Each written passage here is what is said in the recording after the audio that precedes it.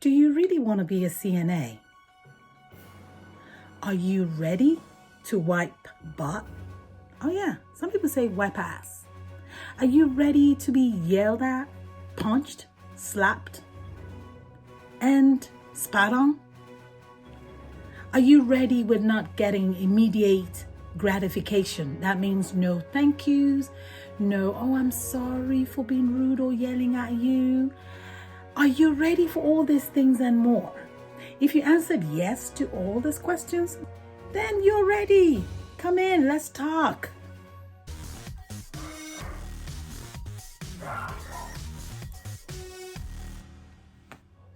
Hello and welcome to Nurse Amy TV. So I'm Nurse Amy and I talk about everything CNA because I'm a CNA instructor. I'm a registered nurse, so I work with CNAs, I work with nurses, I work with doctors, and I have done it all, name it, in the nursing home, at the hospital, home health, and what have you. So I come with a wealth of experience, and that's why I'm asking these questions. But since you're still listening to me, it means you've got what it takes to be a CNA. Now there's more. Are you ready to be treated like a servant?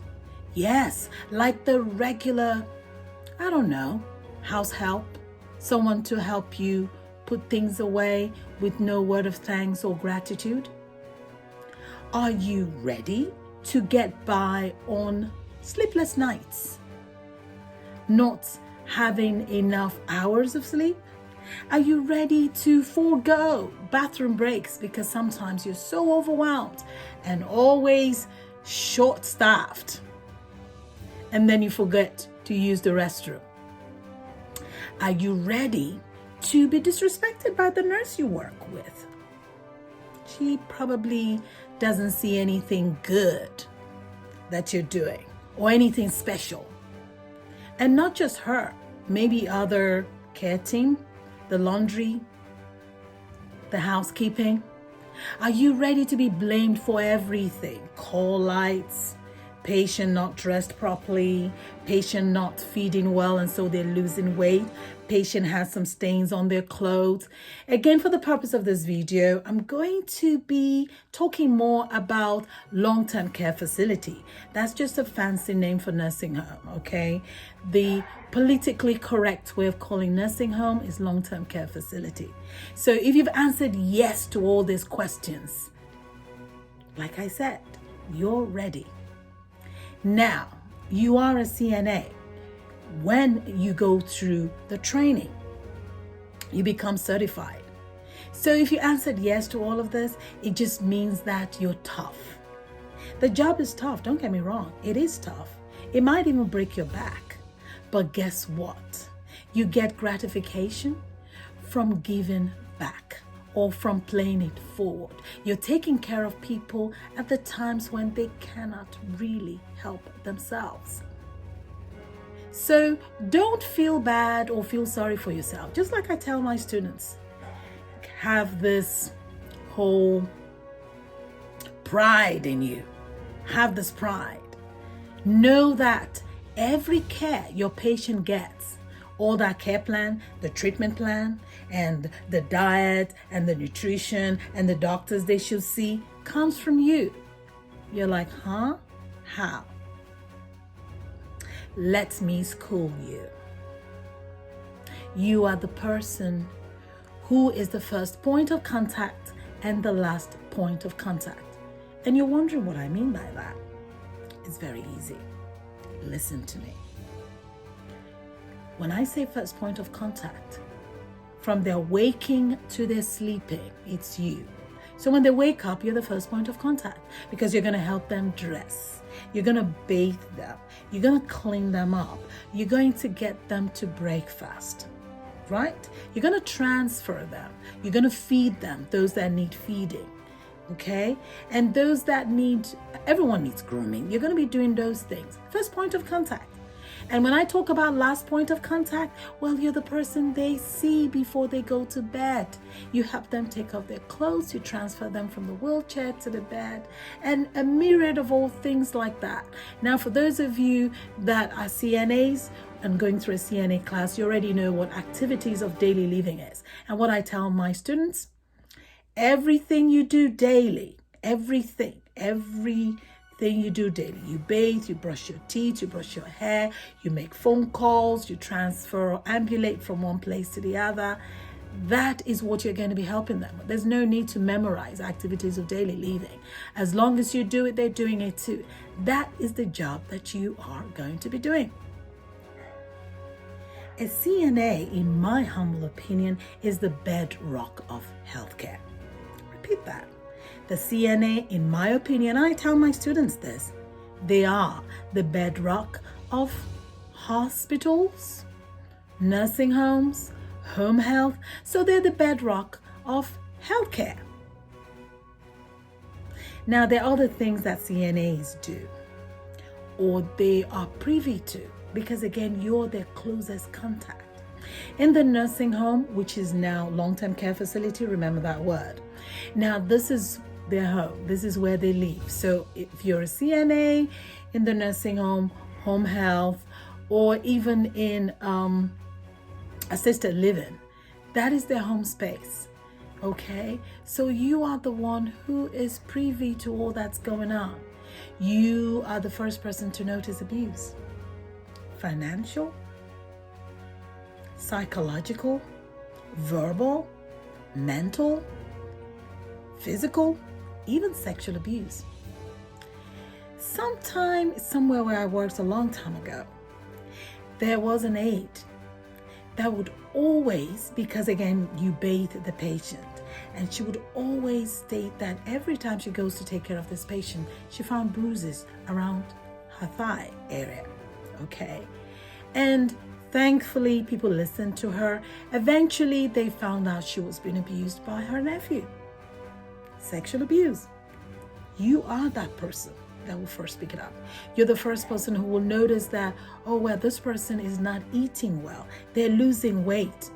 You are the one who influences the diet, the nutrition. It is you. You're the one who notices their gait is kind of is off. They're not balanced right. You are that person that will notice that every time they eat, they're choking. They don't get food down their throat. So now we need to evaluate their swallowing reflex. That comes from you. You are that person who will notice that, you know what?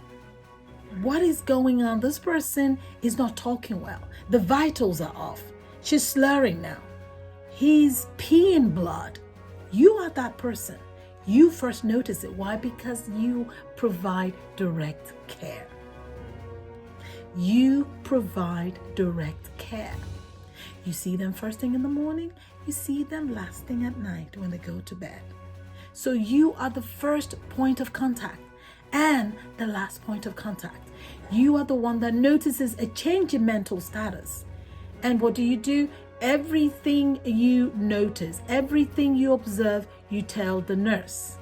And then the nurse in turn makes her own assessments, gets in touch with the doctor, and then a slew of orders and treatments are given, and then it trickles back to you. So do you see those cream you put on their bottom?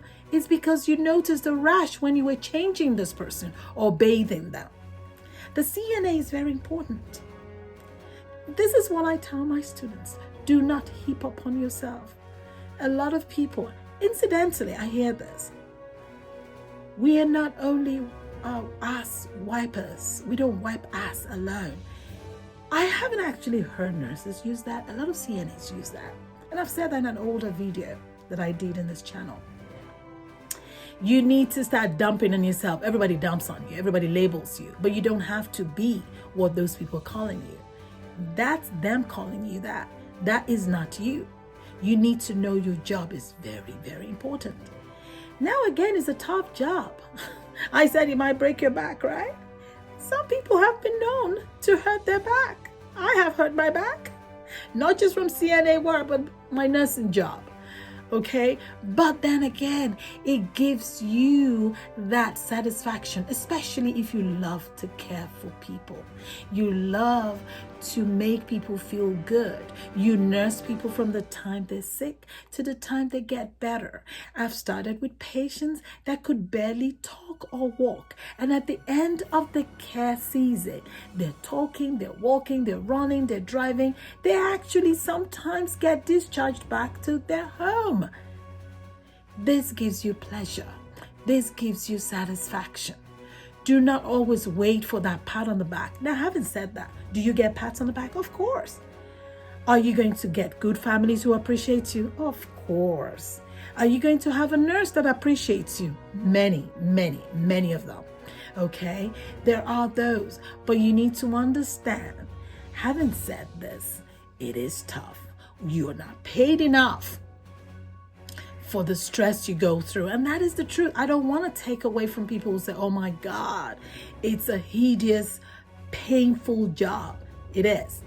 Especially now in 2021, it's even more dire, if you will, because you see that being short-staffed is even worse right now. Why? Well, many staff either have kids or older people at home that they don't want to go home and infect just because they don't want to get infected. Some have gotten infected and stayed home and they're convalescent. And then there are those who don't like it altogether. It's just too much stress for them. It is a lot of emotional stress. It is a lot of physical stress. It's a lot of mental stress. It plays with your mind. Yes, it does that. But then there's so many aides out there who do their jobs well, diligently and happily. There are aides who love their job. I had one student in my class and she tells me the only time she's really happy is when she's at work, because the teamwork is so great, because they just watch after each other. They all kind of bandy together when they're doing their jobs and their duties, and it's so great. And so I asked her, aren't you short-staffed? She's like, yes, all the time, but we'll just love our patients. And that is the one thing you keep hearing. That is the one thing you're going to keep hearing from aides. Certified nursing assistants, also called nursing aides. That's the one thing you're going to keep hearing from them. They always love their patient. CNA, being a nursing assistant, is a calling, is actually a mission. It's not something you just like, you're going to go into it because of money. No. Remember those questions I asked you? And you said yes? Then if you said yes, you're a great CNA. You are on the right path. So if you want to be a CNA, by all means, answer those questions, check yourself, play this video back, and then think in your mind, is this something I really want to do? Yes. I like to give care. I like to see the smiling people's faces. The families are appreciative. Not all of them. But then again, why should all of them be? Are you appreciative all the time? Sometimes people just take things out of context and you expect special treatment. It's not going to be that way. As long as you are happy with what you've done and you're okay and you're good with it, that's all that matters. I would tell you now, there's BS everywhere. That is BS everywhere. Everywhere you go to, you leave this one here, you go to the other, they're all over the place. It's the same thing. You just have to find one that works for you. So again, do you really want to be a CNA? Please, if you got value from what I've talked to you today, I've given you some kind of clarity, you have thought about the questions I've given you and you're thinking, yeah, I'm okay, I'm good, then go ahead, smash the notification bell. Please subscribe to my channel and share my videos, okay? There are people out there. This video was actually inspired by my students asking me, they're not sure whether they want to be a CNA or not. And I coach them through this. Some have thought about it and say, nah, I don't think it's for me. And others are like, it's fine. I took care of my grandmother. I took care of my mom. I took care of babies. I'm good with it. I'm good with people yelling at me, fighting, being combative. There's a reason why they do that. And in other videos, we're going to talk about that. But this is a good question to ask yourself. Are you ready to be a CNA?